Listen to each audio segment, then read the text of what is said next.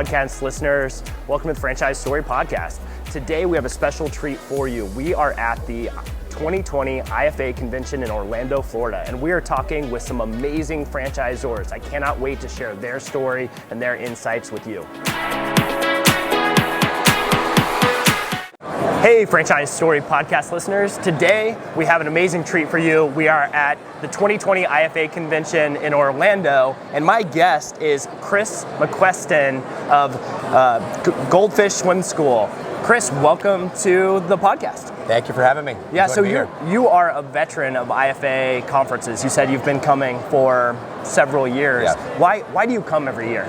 Well, I think the most important thing for us is, as we've been in business now for a little bit over 10 years, it's important for us to make connections with other franchisors, with suppliers, with vendors that are going to help us elevate the brand from where we're at today to where we want to be in 5 years. So the connections really is the most important piece for us. Okay, awesome. So tell our listeners a little bit about what Goldfish Swim School is. Sure.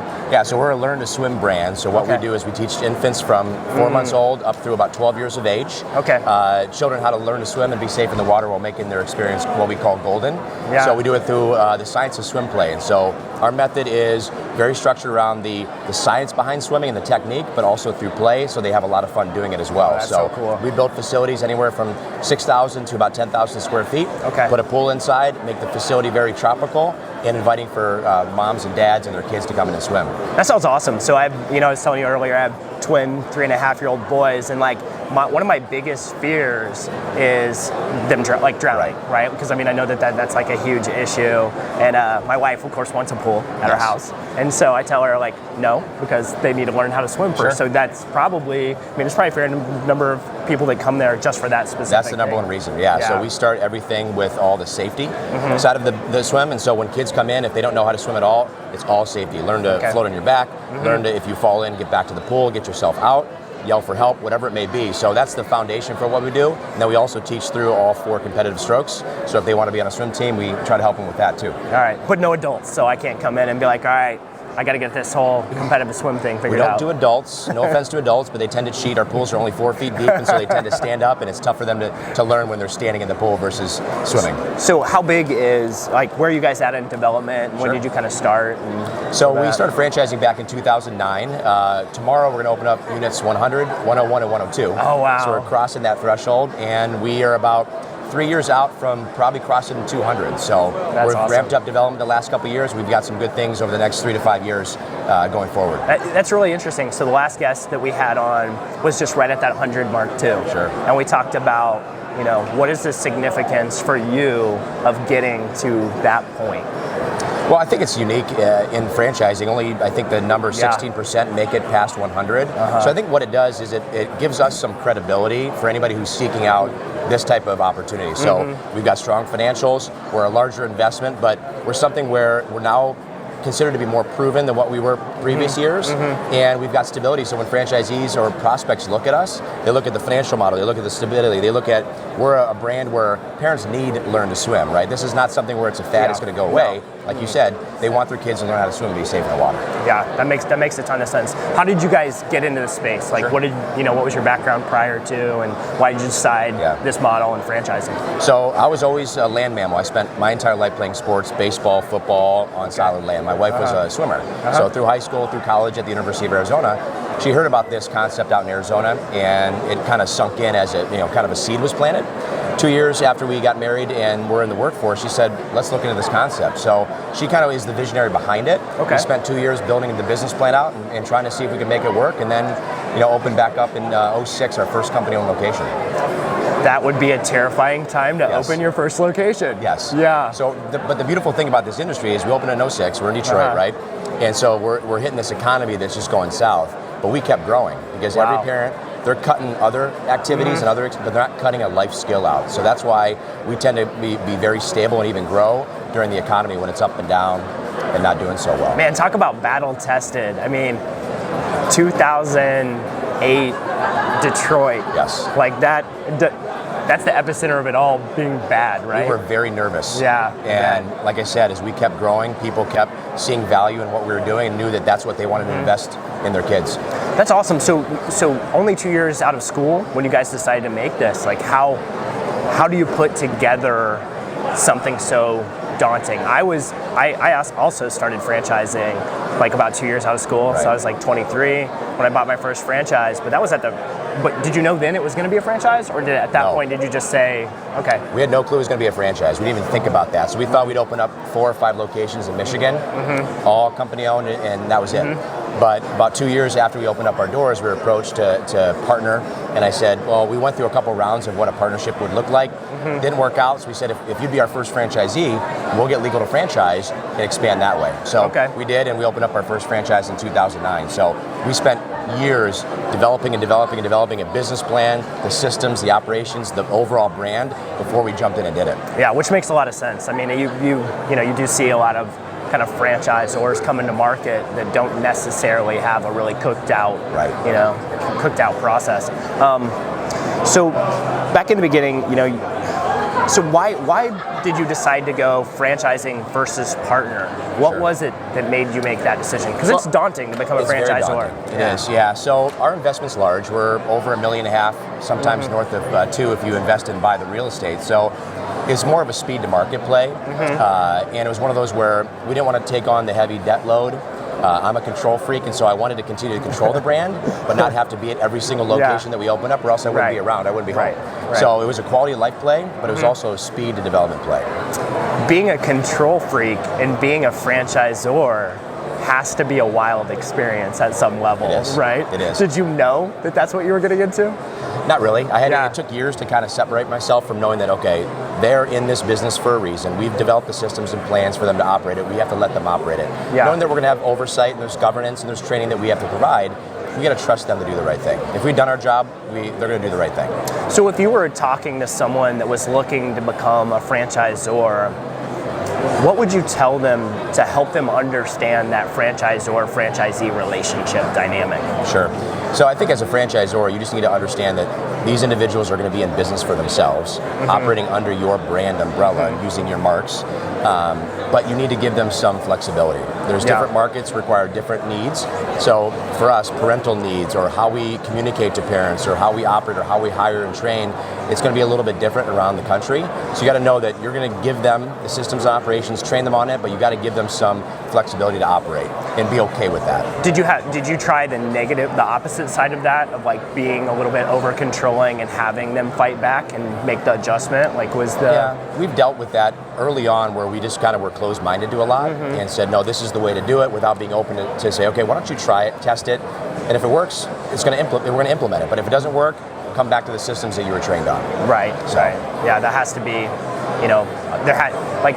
it's a hard thought process to go from like running multi-unit locations as like an owner to working with franchisees and realizing that a lot of it's more coaching than by like, hey, you got to do this. Well, we're learning from the franchisees too, because we're bringing a lot of people that have come from businesses previously. They're very smart. They've learned a lot. They've been through a bunch of different experiences and maybe we have not. So we're learning from them to implement, put things into our systems to then train out to the entire brand. So I think it goes both ways. We're not the ones that know it all. We know it all because our franchisees have given us some too. Yeah, I mean, if you can do a $1.5 to $2 million investment, then you've done something prior in life to get there. More than likely. So, as a leader, you're always looking forward for the sake of your team. In your opinion, what is the greatest legacy any leader can leave behind? I think leading by example, and we communicate a lot as a leader, and if we don't do it, then they're not going to have belief in the fact. So a lot of it's just going to be talk. And so a lot of what we do is try to leave a legacy where the individuals that we have on our team, are they advancing their team or not? Okay. Or are they advancing the franchise system or not? And they have to be selfless. So they're giving and helping other companies. So when I say companies, I mean our franchisees. They're helping them do really, really good work, and sometimes getting the praise. They have to be okay with that. Stay humble, stay confident in what you're doing is the right thing, but leave a legacy of, we've helped them build something pretty cool and we've done it together. Got to be okay with that versus trying to take all the accreditation, the claim. Yeah, in the prior interview with Vanessa, I asked her like a very similar question to this, which is, I think it would be, I've never been a franchisor, I think it would be incredibly challenging to staff my franchisee support team, because in a lot of cases, I see franchisees putting the blame on the franchisor kind of unduly. And even though the franchise, like your team, is working their tail off, they may not appreciate it and see it. How do you coach because you already said like selfless people, how do you coach your team to better support your franchisees even if they might not appreciate it? Well, again, I think it's one of those where one of our core values is humble, hungry, and smart. Okay. And having compassion for people. So we have to sit back and say, okay, we've been put in this seat to help the franchisee be very successful, which ultimately helps us as a franchisor be successful. So putting the ego aside and operating with total humility is how we ask our employees to go at supporting the franchisees and say, listen, don't go in there all proud and say, we've helped you get successful and it's all ours, it's all on us. Make sure they understand that this is a partnership and we're doing this together. How important have your core values been to you scaling your business? It's everything we do. So we have it all over our walls, all over our materials. We start a lot of our meetings with our core values to make sure that people know that this is what we believe in and what we care about. And so any decision that we make, you have to think about those 5 that we talk about quite a bit. And if you're not using those core values in decision making, then we're off track. And so, but again, it goes back to, are we living it out? So if I'm talking about extraordinary results, but I'm not pushing extraordinary results, it doesn't mean anything. So we have to live it, speak it, and trust it. I'm one of those people that didn't really see the value of having those core values written down in my organization. Of course we had them, but didn't really use them in like a daily basis. And now, like in our current company, like in the marketing agency, that's a huge part of our business. It's like we can only hire people who are absolute core value fits. And if we don't, we're going to be punished for it. And it's just really hard to bring people in that do meet that core, because how much studying can you do ahead of time? How many things can you have them fill out and spit out information about who they are, and then get it perfect, right? You're not going to get it perfect every time. For sure. And then making sure that you handle that fairly quickly, right? Absolutely. Just don't let it linger on. So can you speak to the mission at Goldfish on how that really sets you apart from other swim schools? Sure. So the mission, what we have, is obviously saving lives. And so everything that we do through our Science of Swim Play is saving lives. And so we've recently partnered with the USA Swimming Foundation to not only save lives within our 4 walls of a franchise, but also through the foundation who deploys money to every Learn to Swim program out there that partners with them around the country. So areas that we're raising funds to help them deploy in markets that we don't service right now. So it's really all the mission is, at the end of the day, we're running a business. And it's a for-profit business, and we want to do good. But our measure is how many kids come through our facilities that then graduate and are safer in the water because of what they've learned at our program. And we try to do that ourselves as well as through partners like the foundation. What an awesome purpose, to say that is our mission. That probably attracts a certain type of employee base too, or franchisor, or franchisee. It's a feel good, right? They feel value in that, and they're giving, we talk a lot about it, it's like they're giving life to these kids, right? They're giving them the opportunity to graduate high school, college, get married, have kids of their own, because if they don't have these skills, there's a chance that they might not be able to achieve, and live long enough to see that. Plus you make it fun. Yes. So it's not just, there can be things that are good for people that they may not necessarily like. We want the kids to wake up in the morning, to put their swimsuit on, hoping they come to class versus fear it. My boys they love water, so that's another reason I'm terrified that they don't know how to swim yet, so we got to get on that. In every major franchise success story, there's like a moment of risk. Can you talk about, a moment that kind of like defined you guys and like where you just took a big risk? Well, I think it all started from the get-go. We were 26 when we opened up our brand. It's crazy. And, a lot of the risk was taken on by our parents who believed in us, right? We didn't have any money. So our parents were able to pull together some assets to help us go to a bank and start this brand. That's so awesome. We had never run a business before. It was the time, 2006, where the economy started going south. And, we had a lot of people backing us, landlord, the bank, our parents, that said, if this fails, this is a big loss. I mean, this is $1 million plus investment. So I think from the get-go, laying that foundation of comfort that we made it allowed us to really take that leap of faith even further in franchising and bringing on franchisees to say, all right, we trust that it works. Like you went through the fire. So you know that it's a proven process. We were, for the first 2 years of operations, Jenny and I never left our building. So we were there for every swim lesson, every front desk shift, every birthday party. We were there building the foundation to say, okay, we need to do this so we know what we can then train on going forward. So what's your goal for this brand? Like, what do you want out of it, like 10 years from now, 5 years from now? So our goal by the end of 2024 is to have north of 260 locations. Right now we'll be at 100 tomorrow. And so my goal ultimately would be to pass this on to my kids. I have 4 boys. Okay.